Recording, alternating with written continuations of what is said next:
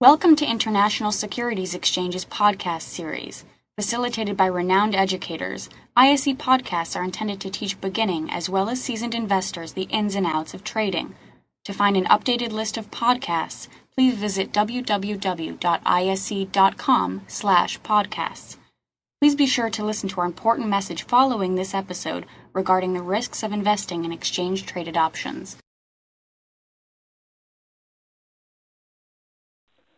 So you'll see this happen a lot nowadays. The market doesn't always make the 1, 2, 3, 4 pattern. Sometimes it makes this pattern where it continues. And during that time, you're going to see what starts off as a sideways rectangle pattern, looking like I'm making higher lows. So at this point in time, the pattern looks more like an ascending triangle after a few weeks. And if the breakout is to the upside, this is again an indication of accumulation on the sell-offs at higher prices by institutions in anticipation of higher prices still. And in this case, we broke out to the upside and we extended the top of that range, and we very, very quickly rallied from about the 103s to the 110 area in the spot contract. Now, this is the Australian dollar spot contract, the ISE spot. So we had an accumulation lower. We had a breakout into a new uptrend once we were done with the sellers.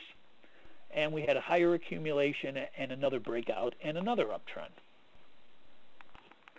And of course, if the market starts to base after an uptrend and breaks out to the downside, several times you can sell off in a downtrend and then base again for a period of time and break out once again and make new lows. So if you see this sideways pattern breaking out to the downside, followed by another sideways pattern that breaks out to the downside, this could be a downtrend continuation pattern. And you can see several chart patterns when this happens. Here's an Australian dollar descending triangle. So when I saw I had a triple bottom down here, I also noticed that every time I rallied up to my downsloping moving averages, I began to make new lows. So I was anticipating, actually, instead of a triple bottom, a continuation pattern to the downside. Here I have some kind of a rectangle that is starting to break out to the downside. We talked about this on several of the webinars that I've done. We were looking for a breakout of the Canadian dollar, the dollar versus the Canadian dollar, to test the 95 support area. So these distribution patterns, every time there's a rally, there's institutional selling on the rallies.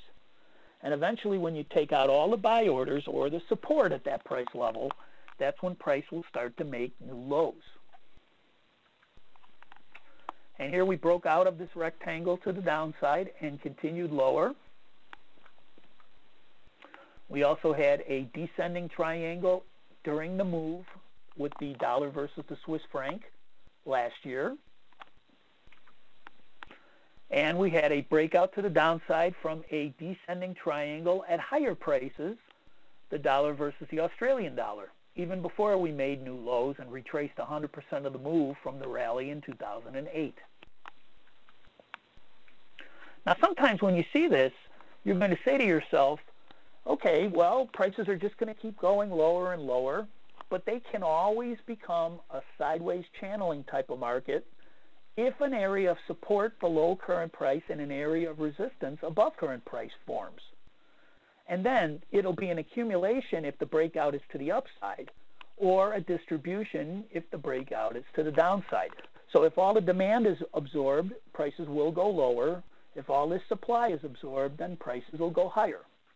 So while it's in that sideways channel, this is a good time for you, if you have the proper approval, to think about condors, selling premium, call spreads and put spreads. Here was a bear flag in the dollar versus the euro. We have a flagpole followed by some basing that eventually breaks out to the downside. And once again, this is a sign of distribution. So our fourth stage cycle that I talk about has directional movement and it has periods of non-directional channeling. If it's a stage 1 or stage 3, You can use non-directional strategies to trade, option strategies. If it's a stage 4 or stage 2, which are trending markets, stage 2 up and stage 4 down, then you can use directional strategies. When you reach prior areas of support or resistance, then you should take profits. You can also think about swing trading. And you should always check your VIX, your overall volatility, plus each one of the currencies' volatility. On the ISE website, we have live vol, and you can check your currency pairs just to see if the currency pair that you're thinking of trading is where the options are expensive or cheap. So in the case of the VIX here, every time the VIX sells off and was selling off down to this area of support near 20, option premium becomes cheap. And of course, when we have these panics like we had a couple of times in the last couple of years, this is when option premium becomes expensive. Same thing with your currencies. Also, make sure you check your level of approval, because if you're just a level 1 or a level 2, you can trade certain strategies. If you're level 3, 4, or 5, you could take advantage of other strategies. So use that chart and a chart like this, and then combine that with your level of approval. If you happen to be modestly bullish on one of the currency pairs, here's your choices: bull call spread, bull put spread. If you happen to be modestly bearish, here's your choices: bear call and bear put. If you happen to be neutral, if you've got a market that's stuck between support and resistance, and you've got the approval, you can do some kind of a spreads, butterflies, condors. Just call spreads, put spreads. Leg into your spreads. If you're looking for profit not limited but loss limited, you can do straddles. If you're not sure which way it's going to break out, to an uptrend or a downtrend, you can do straddles. And of course, if you're looking for profit limited and loss not limited, if you've got higher approval, you can do some kind of ratio spread. One of the things I like to do is a 2-by-1 ratio spread. If I'm bullish and I also want to hang on to a call for a breakout, I can do that. So if you're level 2 approval only, you can go long near support using long calls. You can go short near resistance using long puts. So when you're trading in this channel, when you come down near the support, go long. When you come up near the resistance, buy puts. If you happen to go 2 long calls down here and 1 put, and you catch some of this move because you're anticipating a higher move, you can hang on to your call for a period of time. If your approval happens to be higher, level 4 or level 5, you can do that, or you can do spreads. You could sell put spreads, you can sell call spreads, especially when you're near support. You can sell put spreads, and you can use the money that you collect to finance long call purchases. Okay? The same thing if you happen to be up here where there's resistance. You could sell the calls above the resistance area and use that money to buy puts. So you have more choices depending on your level of approval. If this is a trending market and you're long, for example, you can buy out of the money calls when price is testing the support here on the breakout. And during this time when it's rallying like this, if you have enough premium, then you can hang on to that call. Otherwise, if you notice you're rallying into any kind of prior price resistance, make sure you're taking your profits. All right, so we're briefly, for the next few minutes, going to look at a couple of the pairs that we have that we like to trade. We see where the Australian dollar versus the US dollar has been making new lows, and of course this is a very, very trendy market, but we did have a little rally last week. So this could set us up for some kind of a sideways channel if those prior weekly lows hold. The spot contract, once again, if it were to break through that support of the prior week's low, then you could probably come down and test the breakout point where the ascending triangle breakout point was. So this could be a market that pulls back a little bit, and if you're long right now, you would want to use the moving average or the previous week's low, this large weekly candle's low, as some kind of a stop loss, just in case the market decides that it wants to top here. Of course, it could base up here and then break out and make new highs. So here it tested our 10 moving average, and it bounced, and I believe this week it's rallying a little bit. So definitely, if you don't have a position, look at this as a channeling opportunity near the support, and look at it as a channeling opportunity near the resistance. Our dollar versus the British pound came down to our lower support area and has actually bounced a little bit. But it's just bouncing, and it could definitely take those lows out. But I would suggest waiting to go short until I broke below the support area. It's one thing I always tell my traders, anytime I mark support on here, it is support or demand until the sellers overwhelm the buyers. And that would mean we would break through below the support zone and make new lows, but not before. The British pound spot, the ISE British pound spot, actually rallied into this weekly resistance. So this is where we could possibly have some kind of a topping market. If it takes out the support below 162, then you'll probably drop to the 156 support area. And if it manages to rally past the resistance up here where it's currently at, then you'll probably make new highs. The Brazilian real, I would look for support near 157 and resistance near 167. So if the market is going to be sideways between those areas and you have the approval, you can sell the call spreads and the put spreads. And here's the dollar versus the Canadian dollar, and we did hit that 95 support area, and we are beginning to bounce.